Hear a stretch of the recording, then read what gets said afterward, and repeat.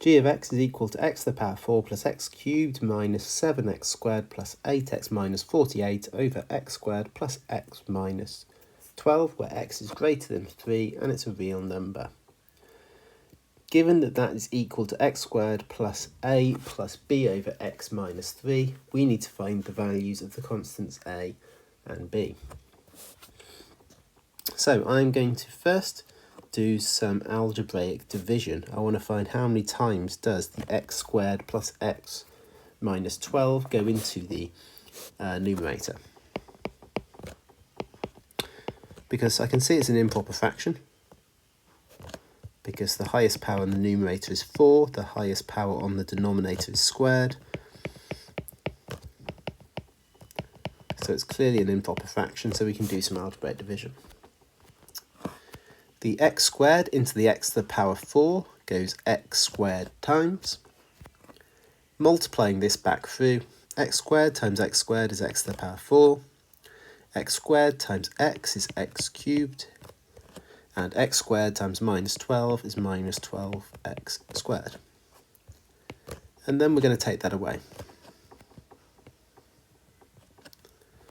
The x to the power 4's cancel out, the x cubeds cancel out, the minus 7x squared minus 12x squared. So we're going to add the 12x squared, so we'll get 5x squared. The 8x minus nothing is 8x, and the minus 48 to take away nothing is minus 48. We'll now repeat the procedure. X squared into 5x squared goes 5 times. 5 times x squared is 5x squared, 5 times the x is 5x, and 5 times the minus 12 is minus 60. And we'll take that away.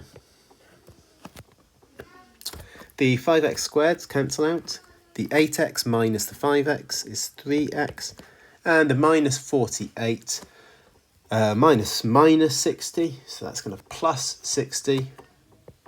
So minus 48 plus 60 is 12. At this point, we can't do any more division.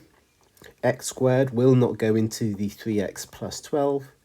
So 3x plus 12 is our remainder. So what we can do now is we can say that when we divide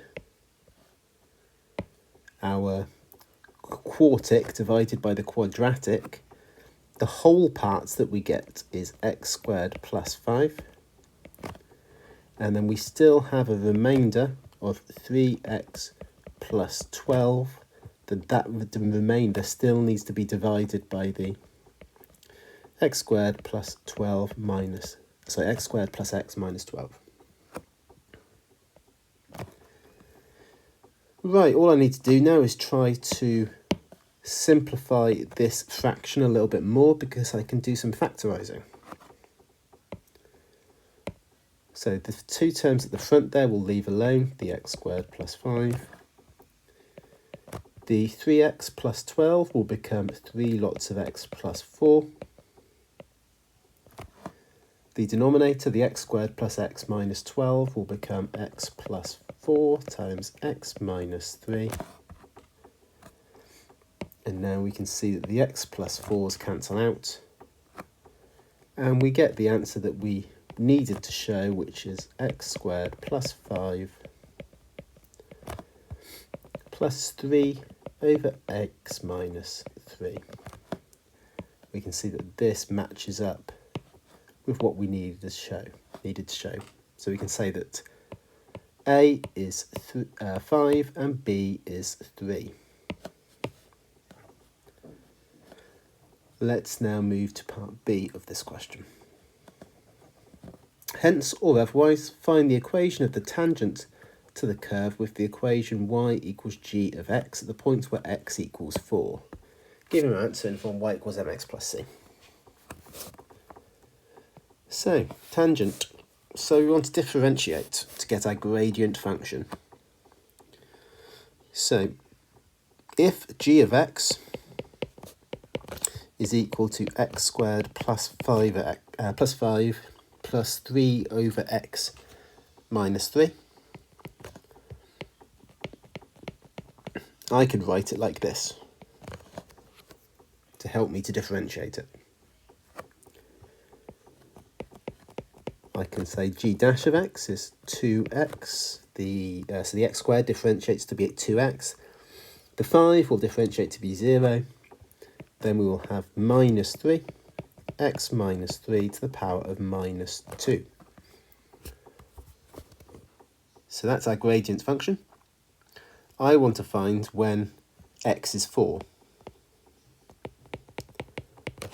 So let's work out the gradient when x is 4. So we'll have 2 times 4 minus 3 over 4 minus 3 squared, which gives 8 minus 3, which is 5. So our gradient is 5.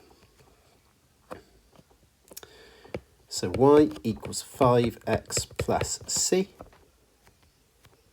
I need to substitute a coordinate into this to work out the c. I know x is 4, I'm not sure what y is, but that's fine because I can substitute the 4 into the original function. So if I substitute 4 into the g function, I'll get 4 squared plus 5 plus 3 over 4 minus 3. So 16 plus 5 plus 3 is 24. So substituting 24 in instead of y and 4 in instead of x, we get y equal, we get 24 equals 5 times 4, which is 20, plus c, so c is 4. And the equation of the tangent is y equals 5x plus 4. And that's my answer for part B.